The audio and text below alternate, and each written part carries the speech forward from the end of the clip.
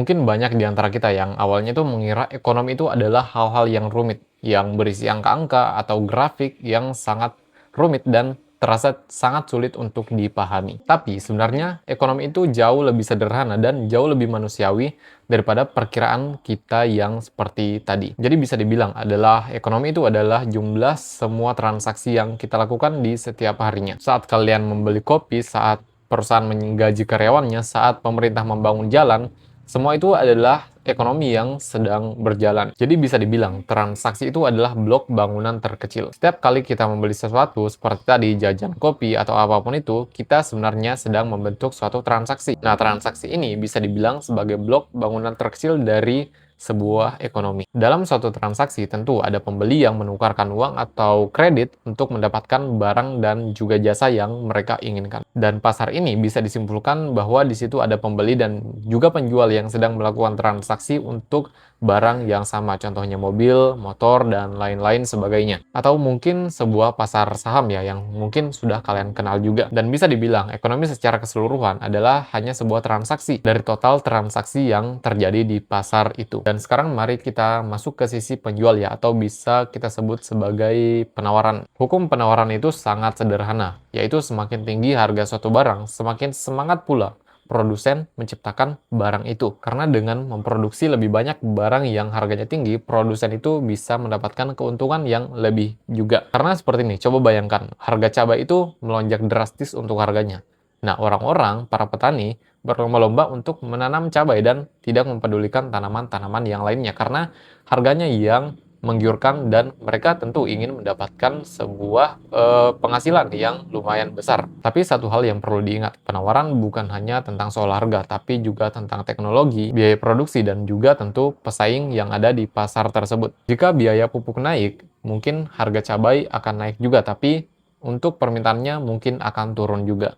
Nah, meskipun harganya mahal ya, sesuai dengan pernyataan kita tadi, semakin mahal, semakin semangat juga produsen. Tapi ini semakin mahal, permintaannya juga turun. Nah, ini kita akan bahas pada sisi selanjutnya, yaitu sisi permintaan. Nah, sekarang kita lihat dari segi pembeli ya, dalam hal ini, dalam hal permintaan. Nah, dalam hukum permintaan, ini berbanding terbalik dengan hukum penawaran tadi, bahwa di dalam hukum permintaan, semakin tinggi harga suatu barang, semakin tinggi juga, semakin rendah juga ya untuk permintaannya. Karena harganya mahal. Ini terjadi salah satunya karena keterbatasan sumber daya atau uang yang masyarakat miliki. Makanya mereka memilih untuk tidak membeli barang itu karena harganya terlalu mahal atau memilih alternatif lain yang bisa memberikan manfaat yang sama. Sebagai contohnya, jika harga tiket pesawat itu naik dan kalian ingin berpergian, mungkin kalian akan memilih alternatif berkendara yang lain, contohnya kereta api, atau kalian memilih untuk tidak pergi berpergian sama sekali. Dan permintaan tentu dipengaruhi oleh banyak hal, yaitu selera dan juga barang pengganti juga. Itu sebagai salah satu pilihan. Dan tentu juga pendapatan masyarakat ya, karena itu bergantung pada harga yang berpengaruh terhadap permintaan dan penawaran ini. Jadi kalau bisa kita simpulkan, permintaan itu adalah cerminan keinginan kolektif manusia di waktu tertentu. Nah, selanjutnya akan kita bahas yaitu bagaimana harga itu terbentuk. Mungkin kalian mengira bagaimana permintaan dan penawaran ini saling bertemu dan lalu siapa sebenarnya yang menentukan harga di pasar yang terjadi saat ini?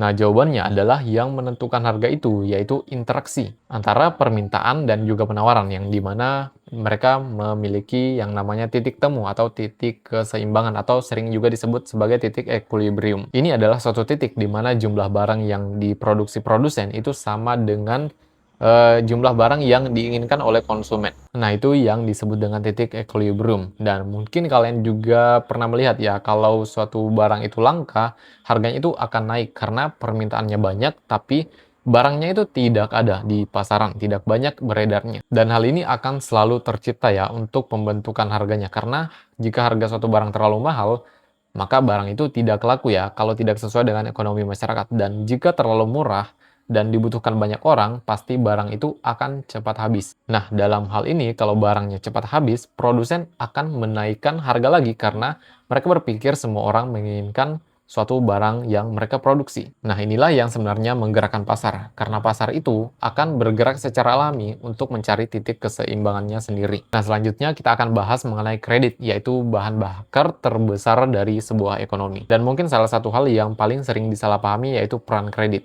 Kredit itu bukan uang ya, tapi dia memungkinkan kita untuk membeli sesuatu sekarang dengan janji membayarnya di masa depan nanti. Jadi dalam ekonomi modern, kredit itu adalah bagian terbesar dan juga paling dinamis. Dan kenapa seperti itu? Karena pendapatan satu orang atau pengeluaran satu orang sama dengan pendapatan orang lain. Saat kalian meminjam uang untuk modal usaha, kalian akan belanja lebih banyak. Yang berarti hal ini orang lain juga menerima pendapatan yang lebih banyak juga. Orang itu kemudian bisa meminjam lebih banyak lagi dan inilah yang membentuk pertumbuhan ekonomi. Tapi harus diingat juga ya, kalau kredit itu adalah beban di masa depan yang harus kita bayar juga. Jadi inilah yang menciptakan yang namanya siklus naik turunnya sebuah ekonomi. Jadi dari sini kita bisa memahami bahwa ekonomi itu bukan tentang soal chart atau grafik-grafik, angka-angka, tapi bukan juga soal tentang kepintaran secara akademik.